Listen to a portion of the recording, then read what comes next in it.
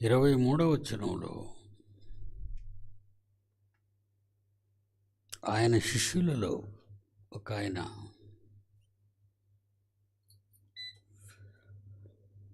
యేసుప్రభుతో ఒక సందేహాన్ని చెప్పుకుంటున్నాడు. ఆయన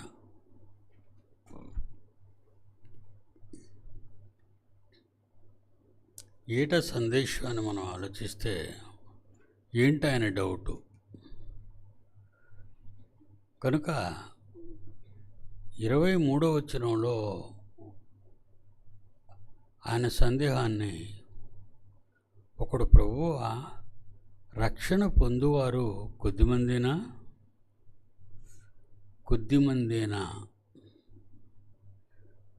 పరలోకానికి వెళ్ళటానికి రక్షణ పొందిన వారు కొద్దిమందేనా?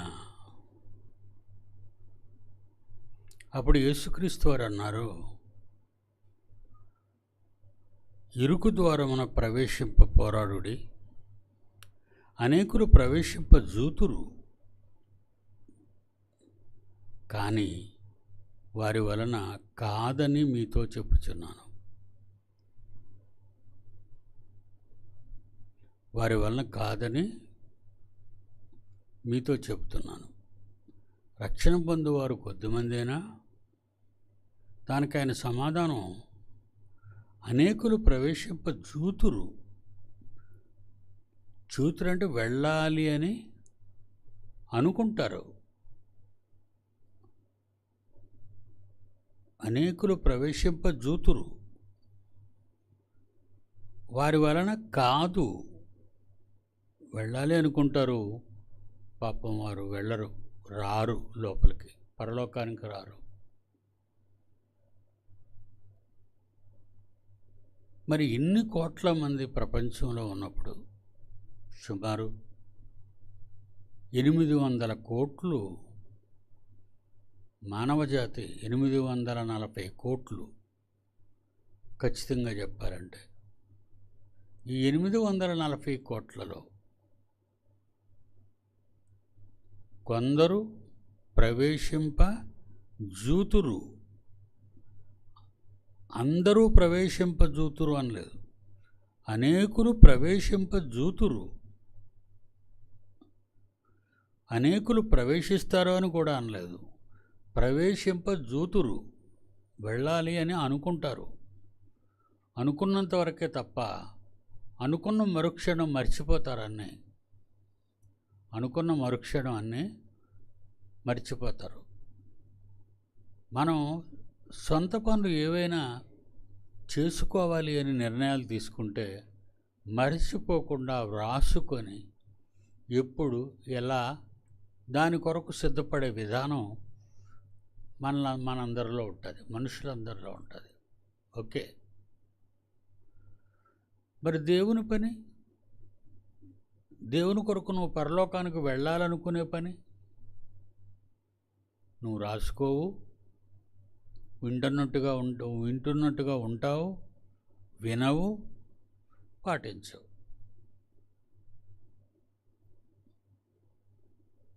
రక్షణ పొందువారు కొద్దిమందేనా?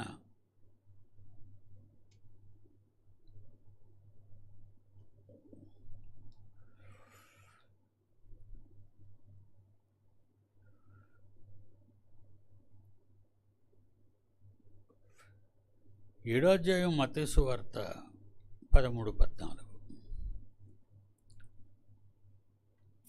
మత్తయి సువార్త 7వ అధ్యాయం 13-14 వచనాలు. ఇరుకు ద్వారమున ప్రవేశించాలి. మీరు పరలోకానికి వెళ్ళే మార్గం చాలా కష్టమైంది. పరలోకానికి వెళ్ళే మార్గం చాలా కష్టం. ఇరుకు ద్వారమున ప్రవేశించుడి, నాశనానికి వెళ్ళిపోయే ఆ ద్వారం ఉందే, అది చాలా వెడల్పు, ఆ దారి విశాలం, దాని ద్వారా ప్రవేశించేవారు అనేకులు. అందరూ విశాలమైన పాపపు మార్గంలో వెళ్ళిపోతారే తప్ప పరలోకానికి వెళ్ళే ఇరుకు మార్గం గుండా ఎవరు ప్రవేశింపరు అనే విషయాన్ని మరి యేసుక్రీస్తు వారు అక్కడ ఇక్కడ ఆయన చెప్పిన మాటే. ప్రకటన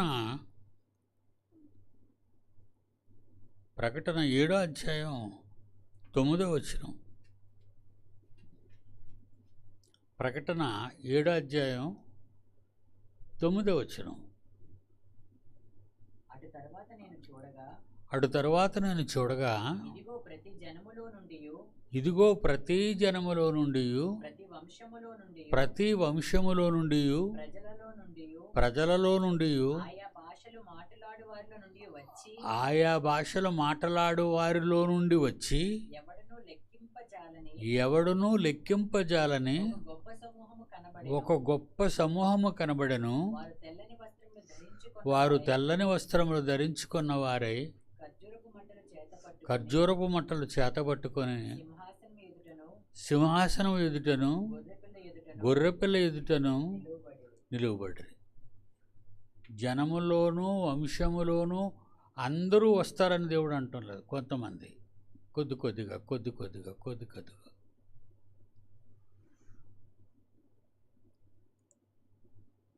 అది యేసుక్రీస్తు కాలానికి. క్రీస్తు శకం ప్రారంభంలో యేసుప్రభు అన్న మాట. అప్పటికి ప్రపంచ జనాభాలో యేసుక్రీస్తు కాలానికి అనగా 2025 సంవత్సరాల క్రితం, నేటికి 2025 సంవత్సరాల క్రితం యేసుప్రభు అన్న మాటలు కొందరే ప్రవేశిస్తారు. ఎక్కువ మంది పోరు. వీళ్ళంతా నరకానికి వెళ్ళిపోతారు. ఎక్కువ మంది ఎక్కడికి వెళ్ళిపోతారని ఇందాక చదువుకున్నాం. ఇరుకు ద్వారమున ప్రవేశించండి. నాశనానికి పోయే ద్వారం వెడల్పు ఉంటుంది. ఓ విశాలమైన దారిది. దాని ద్వారా ప్రవేశించేవారు అనేకులు వెళ్ళిపోతారు నరకానికి.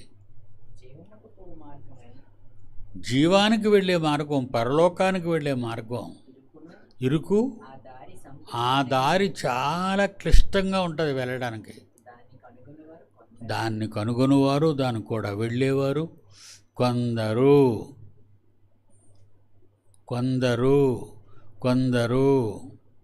నరకానికి పోయేవాళ్ళు ఎందరో. నరకానికి పోయేవాళ్ళు ఎందరో, స్వర్గానికి పోయేవారు కొందరే.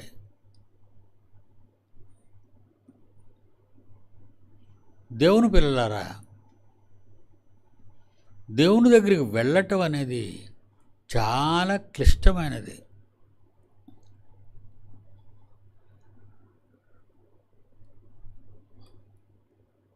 మొదటి కొరింథీ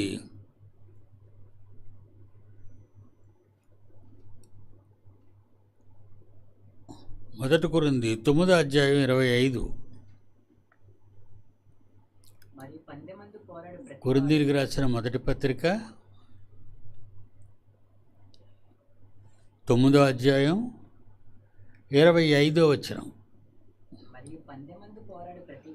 పందెమందు పోరాడు ప్రతివాడు అన్ని విషయాలలో మితముగా. నైస్ ప్రాక్టీస్, ఎక్సర్సైజ్, ఇవన్నీ పరుగెత్తే కాలానికి సిద్ధపడడానికి ముందుగా వాళ్ళు చేస్తున్న కష్టం, తీసుకుంటున్న కష్టం, చేస్తున్న ఎక్సర్సైజ్. అలా ప్రిపేర్ అయితేనే తప్ప పరలోకానికి లేక పరుగు పందెంలో బహుమానం పొందలేడు.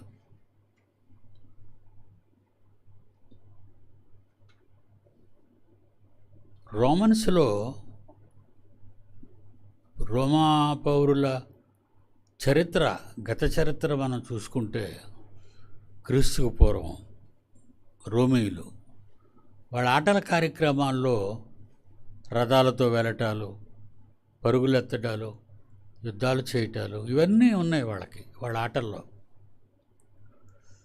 అందుకే పరుగు పందెంలో పాల్గొనేవారు రోమీలలో పరుగు పందెంలో పాల్గొనేవారు వాళ్ళు అన్ని విషయములలో మితముగా ఉంటారు. ఏటో మితం అంటే ఆ పోటీలో పాల్గొనే వారందరూ కూడా పరుగు కాలానికి ముందు, ఆ రోజుకు ముందు కాళ్ళకి బరువైన చెక్కలు కట్టుకుంటారు. 2 కాళ్ళకి, కుడి కాలికి ఎడమ కాలికి ఒక గుండ్రని వుడ్డు కర్రతో చేసినటువంటి గుండు 2 కాళ్ళకి కట్టుకుంటారు. 2 గుళ్ళు వాటితో పరిగెడతారు. వాళ్ళు ప్రాక్టీస్లో వాటితో పరిగెడతారు వాళ్ళు. అప్పుడు కాలు లేపడం చాలా కష్టం. 2 కాళ్ళలో ఏ కాళ్ళు లేపాలన్నా చాలా కష్టపడతారు రన్నర్స్, పరిగెత్తేవాళ్ళు. అలా పరిగెత్తి పరిగెత్తి పరిగెత్తి పరిగెత్తి పరుగు పందెం రోజున అవి విప్పేస్తారు వాళ్ళు. అవి విప్పేసి పరుగు పందెంలో పాల్గొంటారు. అలా పాల్గొన్నప్పుడు వాళ్ళు పరిగెట్టే టైంకి కాళ్ళు తేలికైపోయి, బరువులతో కదా పరిగెత్తారు, బరువులతో పరిగెత్తడానికి ప్రాక్టీస్ చేసిన వాళ్ళు కొంతకాలం తర్వాత పరుగు పందెంలో పాల్గొని ఆ చెక్కదెమ్మలు విప్పేసి 2 కాళ్ళకినే ఖాళీ కాళ్ళతో పరిగెడతారు. అప్పుడు చాలా వేగంగా వెళతారు. ఎందుకంటే ప్రాక్టీస్ వాళ్ళది.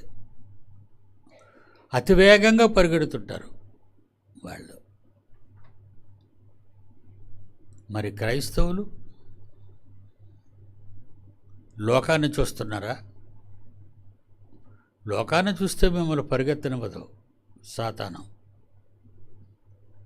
సాతాను మిమ్మల్ని పరిగెత్తనివ్వదు. విశాల మార్గాన్ని పరిగెత్తమంటది. ఎందుకు ఆ ఇరుకు మార్గాన్ని నువ్వు పరిగెత్తలేవు? ఇరుకు మార్గాన్ని పరిగెత్తమంటది. దేవుడు ఇరుకు మార్గాన్ని పరిగెత్తమంటే ఇది విశాల మార్గాన్ని పరిగెత్తమంటది. అందరూ ఓడిపోతారు. ఎవరైతే బాగా ప్రాక్టీస్ చేస్తారో వాళ్ళే బహుమాన పాత్రులు అవుతారు. పరలోకానికి ఈ రోజున్న వాళ్ళు 840 కోట్ల మంది ప్రపంచ జనాభా. 840 కోట్లు ప్రపంచ జనాభా ఇప్పటికే.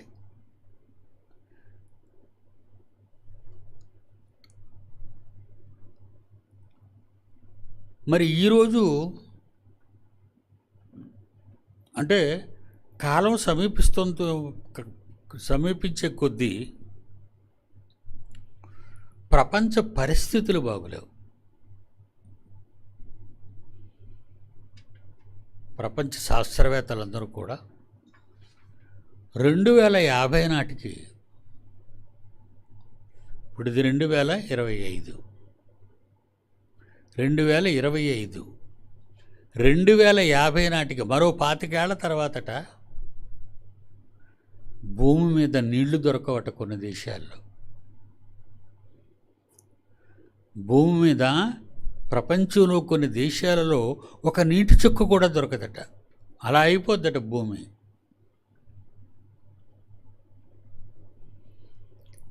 ఎక్కడ పడితే అక్కడ భయంకరమైన భూకంపాలు ఎక్కువగా చోటు చేసుకున్నవి Indonesia, Malaysia, Philippines, Kathmandu, Nepal, Delhi. వీటిలో భయంకరమైన భూకంపాలు ఇప్పుడు వస్తున్నాయి. హిందూ మహాసముద్రంలో హిమాలయాలు మొదలుకొని ఉత్తర భారతదేశం మొదలుకొని ఈ తూర్పు దేశమున తూర్పు తీర ప్రాంతం బంగాళాఖాతంలో లేదా హిందూ మహాసముద్రంలో ఉన్న పెద్ద రాతి పలక, అంటే భూమి లోపల రాతి పలకలు ఉంటాయి.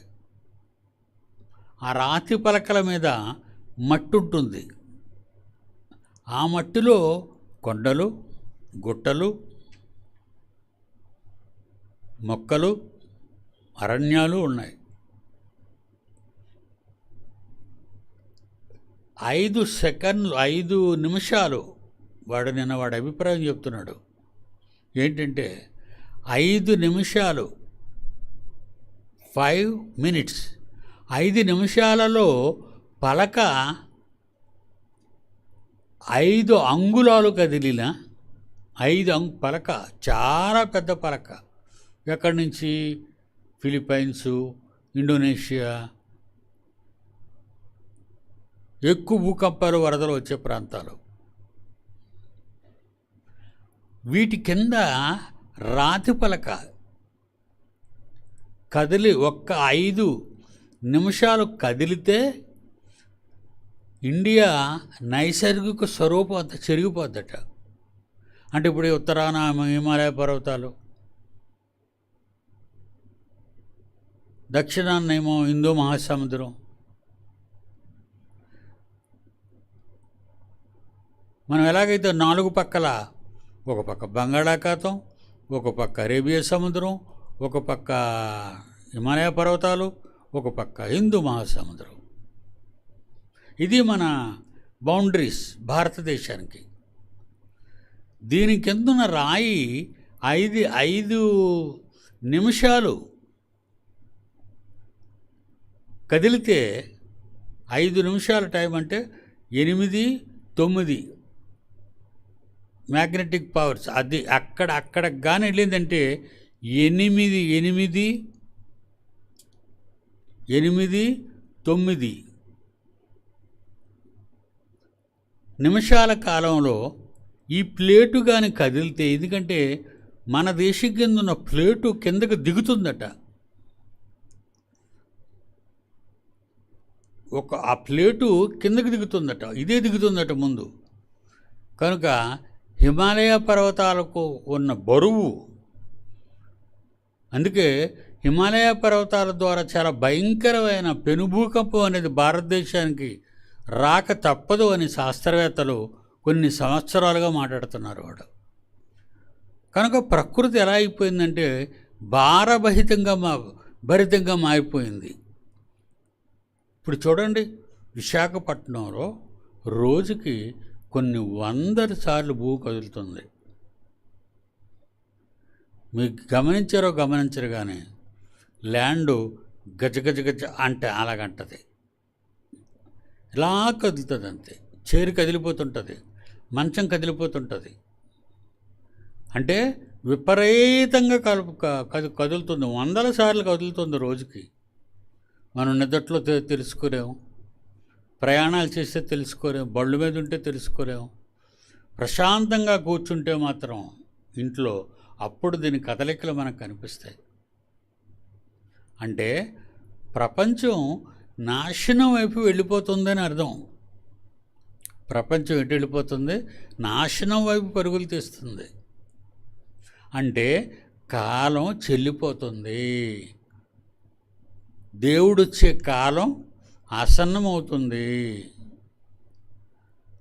పాపాత్మలను దేవుడు శిక్షించబోతున్నాడు. దేవుని పిల్లలారా, దేవుని కోపం మానవాళ్ళ మీద రగిలిపోతుంది. దానికి ప్రకృతి ఊరుకోదు. ఎందుకంటే ప్రకృతిని దేవుడు మన సేవ కొరకు చేశాడు. ఈ ప్రకృతి ఉంది, ఈ పంచభూతాలు, వీటన్నిటినీ మనకు సేవ చేయడానికి దేవుడు సృజించాడు. కానీ అవి దేవుడు తట్టుకుంటున్నాడు, కానీ మన పాపాల విషయంలో ప్రకృతి మాత్రం తట్టుకోవటం లేదు. ప్రకృతి తట్టుకోవటం లేదు. అది నేను చూస్తాను తండ్రి అన్న దేవుడు ఆపుతున్నాడు ప్రకృతిని. ఎందుకంటే ప్రకృతి ఏ బాధ అయినా ప్రకృతితో చెప్పుకుంటాడు దేవుడు. మనతో చెప్తే మనలో నమ్మకమైన వాళ్ళు అంటూ ఎవరూ లేరు. తన కష్టాలు ఓ యజమాని తన ఇంటి కష్టాలు నమ్మకమైన పనివాళ్లతో చెప్తాడు, సొంతోళ్ళతో చెప్పడు. ఆయన నమ్మకమైన పనివాళ్ళు వాళ్ళతో చెప్పుకుంటాడు. చూడరా ఇలా చేస్తున్నారు, నా పిల్లలు ఎలా చేస్తున్నారో చూసావా. దేవుడు కూడా ఎవరితో చెప్పుకుంటాడు? ఆకాశమా ఆలకించు, భూమి చెవియొగ్గు, నేను పిల్లలను కంటిని. యెషయా గ్రంథం 1వ అధ్యాయం 2వ వచనం. యెషయా గ్రంథం 1వ అధ్యాయం 2వ వచనం. యెహోవా మాటలాడుచున్నాడు, దేవుడు మాట్లాడుతున్నాడు. ఆకాశమా నువ్వైనా ఆలకించు, భూమి నువ్వు నా మాట వినాలి. నేను పిల్లలను పెంచాను, గొప్పవారినిగా ఈ ప్రకృతిలో మీ సేవలు అందించమని పెట్టాను. వారు నా మీద తిరుగుబడి ఉన్నారు. ఎద్దు అయితే తన కామందును తెలుసుకుంటుంది, గాడిద తన సొంతవాని దొడ్డిని కూడా తెలుసుకుని వెళ్ళిపోద్ది. కానీ నా పిల్లలకు తెలివి లేదు, నా జనులు యోచింపరు. చూసారు ఎలాగైపోయారు? ఎవరితో చెప్పుకుంటున్నాడు? పనివాళ్ళతో చెప్పుకుంటున్నాడు, ప్రకృతితో చెప్పుకుంటున్నాడు. దేవుడు అంత దయానీయమైన స్థితి. అందుకే ఆయన అడుగుతాడు. లోకా సువార్త 18వ అధ్యాయం, లోకా సువార్త 18వ అధ్యాయం 7వ వచనం చూడండి. 7వ వచనం 8వ వచనం. దేవుడు తాను ఏర్పరచుకున్న వారు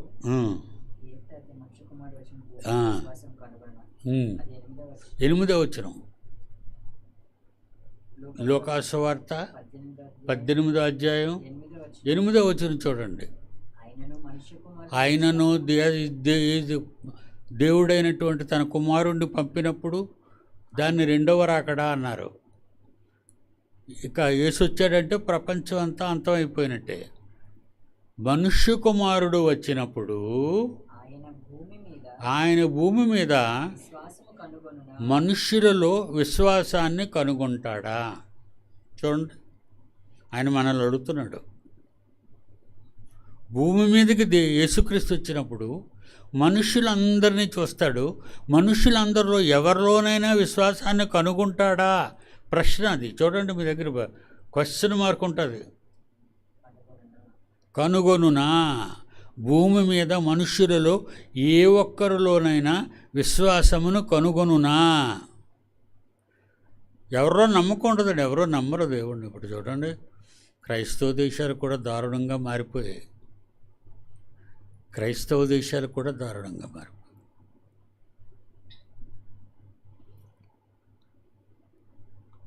మరి మనం మారదామా? మారకుండా ఇలాగే ఉండిపోదామా? ఎన్నిసార్లు చెప్పినా, మనకెన్నిసార్లు దేవుడు చెప్పినా ఇక్కడ మనం మారకుండా ఉందామా? ఉండి నాశనానికి పోదామా? విశాల మార్గాన్ని లేదా ఇరుకు ద్వారాన్ని? ఎందుకంటే కష్టాలండి. భక్తిగా బ్రతకాలంటే, దేవుని నమ్మి యథార్థంగా బ్రతకాలంటే అన్నీ కష్టాలే కదండి. యేసు యేసుకో అనుభవించాడు చెప్పండి. యేసు మళ్ళీ తిరిగి దేవుడి దగ్గరికి వెళ్ళాలి, పరలోకానికి.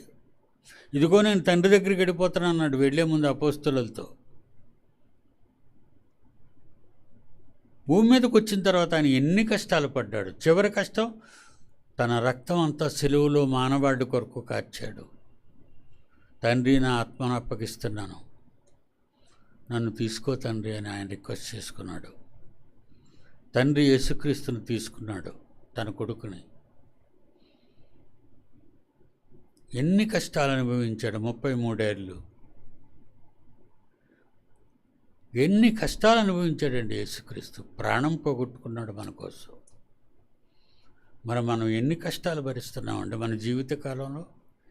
ఆయన ఉన్నదే తక్కువ కాలం, 33 ఏళ్ళు. మంచి వయసులో ఆయన మరణించాడు, యవ్వన కాలంలో. మరి మనం ముసలైపోయినా మన మనసు మారదు. ఏమండి, ముసలివాళ్ళం అయిపోయినా మనం మారం, దేవుణ్ణి పట్టించుకోం. భూకంపం వస్తుందంటే భయం, నదులు పొంగిపోయి అంటే భయం, సముద్రం సునామీ వస్తుంది ఈ దేశాల మీద కంటే భయం. ఇన్నిటికి భయపడుతున్న, ప్రకృతికి భయపడుతున్న మనం దేవునికి ఎందుకరా భయపడటం లేదు? మీరు ఆలోచించండి ఒకసారి. ఆయన ఏటి మిమ్మల్ని బలవంతం చేశాడు? తన గురించి ఆలోచించమన్నాడు, తన గురించి పని చేయమన్నాడు, తన గురించి పాడమన్నాడు, తన గురించి తనకు ప్రార్థన చేయమన్నాడు, ఆయన పని చేయమన్నాడు. ఇవి నేర్చుకోలేదా మనం? చిన్ననాటి నుండి క్రైస్తవులు అనిపించుకున్నాం. ఇవేవి తండ్రి పట్ల మనం నెరవేర్చకుండా చచ్చిపోయే ముందు దేవుడి దగ్గరికి వెళ్ళిపోతావని మూఢనమ్మకం కదా అది. పరీక్షలు రాయకుండా నువ్వు పాస్ అవ్వే లోక విద్య, కష్టపడకుండా సుఖపడవే లోక పరిస్థితి. ఇవన్నీ ఎరిగిన నీవు ఏం చేశావని పరలోకానికి దేవుడు నిన్ను తీసుకువెళ్ళాలి, యేసుక్రీస్తుని పంపించి భూమి మీదకి. మనకిది న్యాయమా చెప్పండి? మీరే దేవుని పిల్లలు, మనం అంతా దేవుని పిల్లలు. మనకిది న్యాయమా? కాదండి, న్యాయం కాదండి. మీరు కూడా దేవుని పిల్లలుగా ఒక్కసారి మీ మనసులో ఆలోచించి దేవుని కొరకు ఏదోటి చేయండి. ఏదో చిన్న పని పెద్ద పని అలవాటు చేసుకోండి. పెద్ద వయసు వచ్చేసరికి దేవుని కోసం ఇంకా ఎక్కువగా కష్టపడాలని ఆలోచించండి. మీరు కష్టపడి సంపాదించి కూడబెట్టిన డబ్బంతా పిల్లల మీద పెట్టుబడి పెట్టి చదివిస్తే మిమ్మల్ని ఇంట్లో కూడా ఉంచరు మీ పిల్లలు. మీరు కన్న పిల్లలు వృద్ధాశ్రమాల్లో పడేస్తారు తీసుకెళ్ళి. నీకెవరు చేసుకొని ఉంటారు? నువ్వు మంచం మీదే అన్నీ చేస్తుంటే, యూరిన్ కానీ మోషన్ కానీ, తినటం కానీ, నిద్రపోవటం కానీ అన్నీ నువ్వు మంచం మీదే చేస్తుంటే పిల్లలు ఎలా కష్టపడతారు చెప్పండి.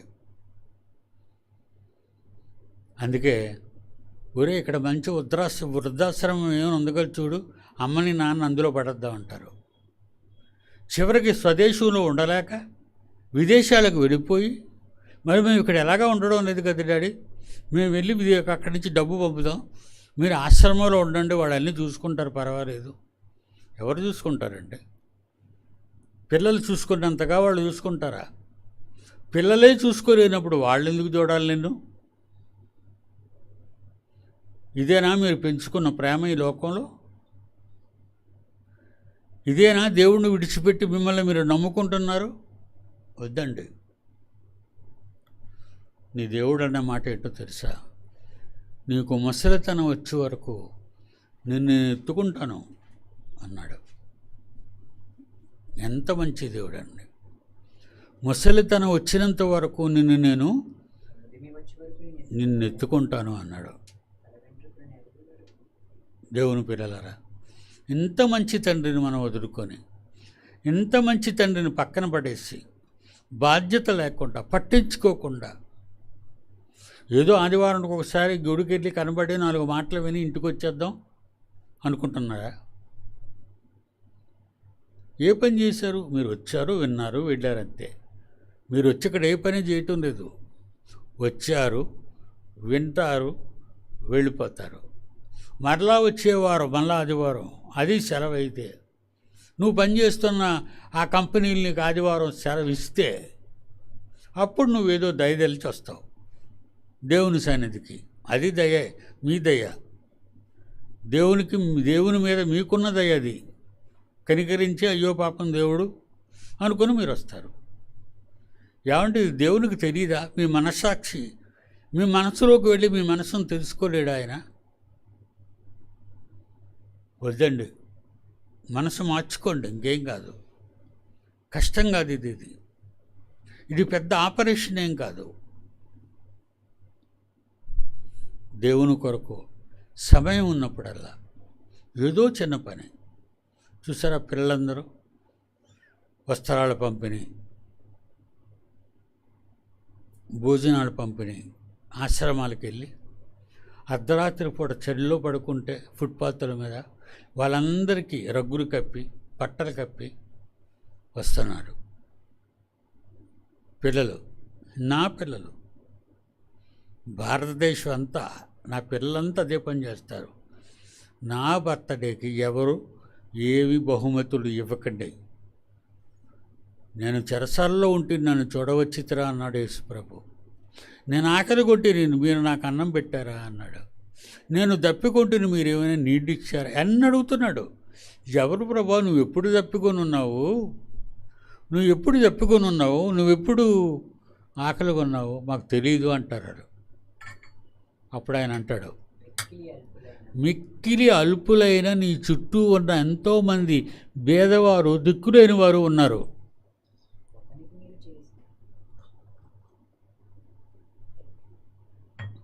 వాళ్ళలో ఒక్కరికి చేస్తే నాకు చేసినట్టు అన్నాడు.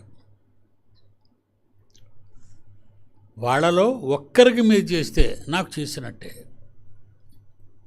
అందుకే నా పిల్లలన్నీ చూశారు కదా, పాటల్లో అవన్నీ చూపిస్తాను. వాళ్ళందరూ దాన ధర్మ కార్యక్రమాలు. చివరిగా ఒక మాట చెప్తాను. రోమా ప్రభుత్వంలో ప్రభుత్వ ఉద్యోగిగా సెక్యూరిటీ అంటే పోలీస్ అధికారి ఆయన పేరు కొర్నేలి. రోమీయుడు ఆయన రోమీయుడు. దేవదూత ప్రత్యక్షమయ్య కొర్నేలి అని దేవుణ్ణి నమ్ముకున్నాడు, కానీ బహిర్గతంగా నమ్ముకోలేదు. నీ ధర్మకార్యాలు, నీ ప్రార్థనలు దేవుని సన్నిధికి జ్ఞాపకార్థముగా చేరి ఉన్నవి. 10వ అధ్యాయం చివరిగా 10వ అధ్యాయం అపోస్తల కార్యాలు 4వ వచనం. అపోస్తల కార్యాలు 10వ అధ్యాయం 4వ వచనం. అందుకు దూత నీ ప్రార్థనలు, నీ ధర్మకార్యాలు దేవుని సన్నిధికి జ్ఞాపకార్థముగా వచ్చేసాయి, దేవుని దగ్గరికి వచ్చేసాయి. మనం ఏం చేసామని దేవుని దగ్గరికి వెళ్తాయి? మనం ఏమైనా ధర్మకార్యాలు పుణ్యకార్యాలు చేసామా? ఏమీ చేయలేని నీవు నీకున్న కార్యాలు దేవుని కొరకు ఏం చేసామని దేవుడి దగ్గరికి వెళ్తాయి. అవి దేవుడి దగ్గరికి వెళ్ళాలంటే దేవునికి చేయాలి. మీరు